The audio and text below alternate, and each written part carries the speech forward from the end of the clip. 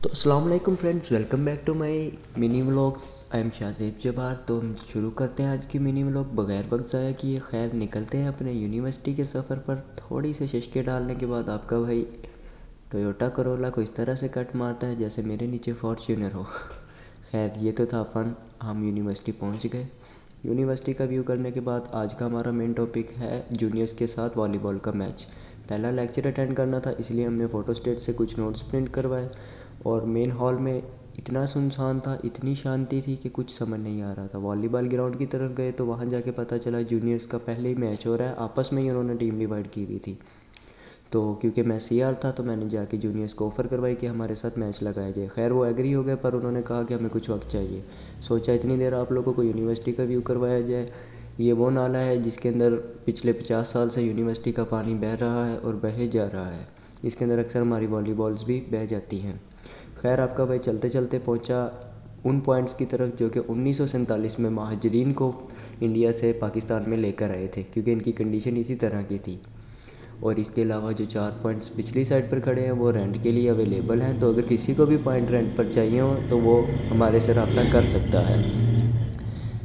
तो इसी तरह हम आज मिले अपने एक पुराने दोस्त से, हाफिज़ असद साहब, जो कि सीएस डिपार्टमेंट के स्टूडेंट हैं। और इनसे काफ़ी अरसे बाद मुलाकात हुई थी तो सोचा इन्हें भी व्लॉग में ऐड किया जाए। इनकी कुछ राय थी जो कि ये आप लोगों के साथ शेयर करना चाहते थे। तो आइए सुनते हैं कि वो क्या कहना चाहते में हैं। छुट्टियां जा रही हैं, लेकिन यूनिवर्सिटी का कोई ताल्लुक़ नहीं होता बोर्ड से। एचईसी अगर एचईसी से नोटिफिकेशन आए तो फिर हम आएंगे। यार हमको बंदे नहीं है, यार इंसान नहीं है। इतनी ठंड है, यकीन करें। ठंड में आना बड़ा मुश्किल ऊपर से लेक्चर नहीं हो, ऊपर से आपके लिए व्लॉग बनाते हैं। हाँ, ये मोहब्बत है आपसे। ये तो था हज़रत असद साहब की मोहब्बत। खैर इसके बाद हम पहुंचते हैं वॉलीबॉल के मैच की तरफ, क्योंकि उसी टाइम उन्होंने हमें बुलाया था कि आइए अब हम गेम करते हैं। तो मैंने अपनी क्लास को लिया, एक साइड पर हो गया और पहली एक शानदार सर्विस से हमने अपने गेम का आगाज़ किया। आपका भाई बूस्टर बन के खड़ा था, पर बॉल मेरी हाइट से बहुत ऊपर जा रही थी, इसलिए बस मैं ग्राउंड में भागता फिर रहा था। तो थोड़ी देर के बाद हमारे पीर साहब ने सर्विस का आगाज़ किया, जो कि एक शानदार सर्विस थी। पर आपके भाई ने भी फिर पॉइंट हासिल कर लिया। थोड़े से पॉइंट गुजरने के बाद हमें इस चीज़ का एहसास हुआ कि हम मैच जीत रहे हैं। तो काशिफ साहब इस तरह से भागते हुए आए जैसे कि मैच ही इन्होंने जितवाना है। खैर इनके आते ही हमारे ऊपर नौज़त छा गई और जीते हुए मैच हम हारना शुरू हो गए। थोड़ी देर ऐसे ही मुकाबला चलता रहा। तो जब पॉइंट्स नील में आए तो हमें पता चला कि हम मैच हार रहे हैं, लेकिन हमने अपनी गेम को इम्प्रूव किया और पॉइंट्स को बराबर किया। थोड़ी सी देर पॉइंट्स बराबर करने के बाद जब हमें अपनी फ़तह का यकीन होने लगा तो फर्स्ट सेमेस्टर वाले जूनियर्स ने गेम को बदल दिया, क्योंकि उनकी मौजूदा गेम चल रही थी और हम ये गेम करके गुजर चुके थे।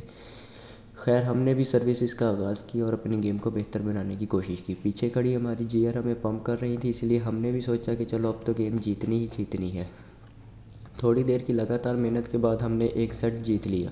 सेट जीतने के बाद हम जब कोर्ट चेंज करने की बारी आई तो आपका भाई बीच में से हट गया था, क्योंकि सर्दी बहुत थी और बाल बहुत ज़ोर से आकर लग रही थी। हर बंदा स्मैश के चक्कर में खड़ा हुआ था। इसी तरह कुछ बच्चों को चोट भी लगी। खैर ये मामूल का हिस्सा होता है गेम के अंदर। जब हम कोई भी गेम खेलते हैं तो हमें चोट तो लगती रहती है।